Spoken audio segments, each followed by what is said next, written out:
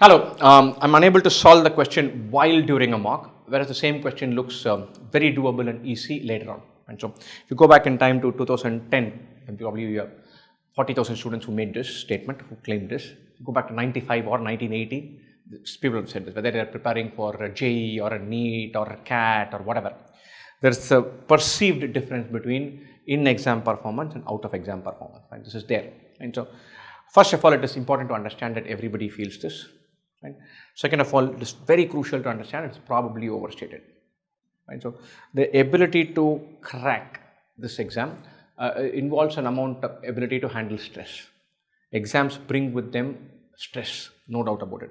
So, you have to find yourself a way to, so that the adrenaline is very high, where you're all pumped up and energetic, but you're not so stressed that your natural ability to process is diminished.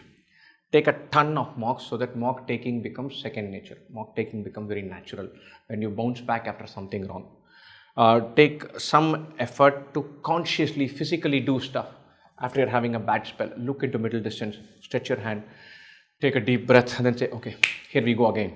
So do all that so that you can handle your body physically to combat that stress. Right?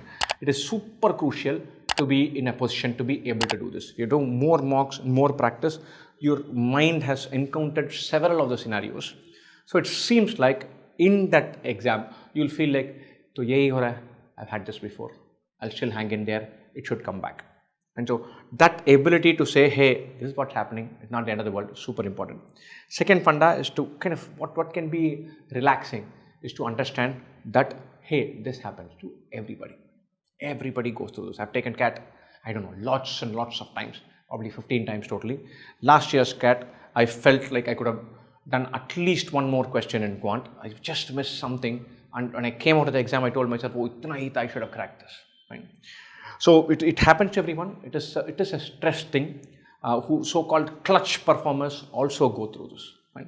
I'm going to go to the second part of my answer. I said, this is perceived thing about how questions are easy. Right? Our mind is slightly delusional. Right? It sometimes wants to have a mechanism where it says, look, I got 52, but I could have easily got 78 or 83. And so sometimes we'll look at a solution and then say, if I just substituted x equal to 14, this would have worked perfectly. Why did I not do this? Another day I'm doing this. Right? Very, very, very often. This is the part of our brain which is getting it wrong. That substitution, that beautiful construction, that reframing of the question, that cracking, looking at the constraint differently is the magical part. Some logical reasoning puzzles, I might have started with constraint number 2, 3, 4. The solution starts with 5 and it magically opens up. And then I look at the solution and so at the one part of the solution, look at it and say, if I only had done 5, it would have been so easy. Ye to ho hi sakta tha. No. Another time you try it, you might still have started with 2, 3, 4. You have to learn from the fact that the solution is doing something slightly different. You cannot afford to say, I could have got this. Lots of times we look at questions later on and then claim that, hey, it was so easy, I would have got this. Because the exam context is not there and we want to believe that, look, I could have got this. And very often questions are tough. There's every chance that the same question in the exam context or that question without having this feeling of, oh, I'm going to crack this. How do I phrase this? We're deluding ourselves when we say the questions are really easy. They probably are not. Lots of times when I review mock content, I'll review 22 questions for quant and I'll solve them and then I'll think about it and I'll say, look, 16, 17 though people can answer. And then when I solve this to solve solutions and do that, I'll realize in 40 minutes I can't do more than 13, 14. So when we are looking at questions one at a time, we have the ability to say, oh, this is so easy. It probably is not. So your difference is not this high, it is this high. And that difference is, one is stress. You have to find stress responses coming in the system.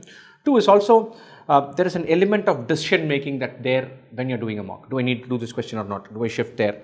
Do I dump this question now and go to that? All of that is not there when you're simply solving.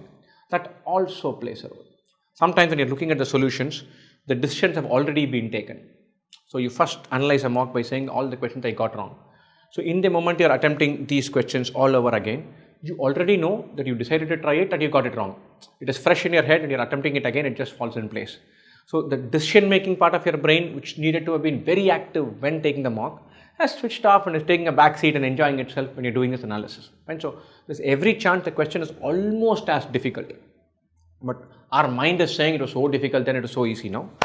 And there is a stress element to it. Both play a role. Find the de-stressing, physically moving about, looking out and coming back, taking deep breaths, taking stock by spending 5 seconds to calm yourself down. All those work really well in a mock setting. Super important. Taking lots of mocks, there is literally no substitute to that. Being part of the grind, making sure that you have this feeling of, oh, aisa hai ye wala, main dekh chuka hu. I have seen this before. It's very powerful, which comes from having done 20 mocks. So that mock practice is important. Physically kind of rebooting every now and then is important, and understanding that probably this feeling that this is so easy afterwards is a little overstated. That is also important. Right? Best wishes for Ken.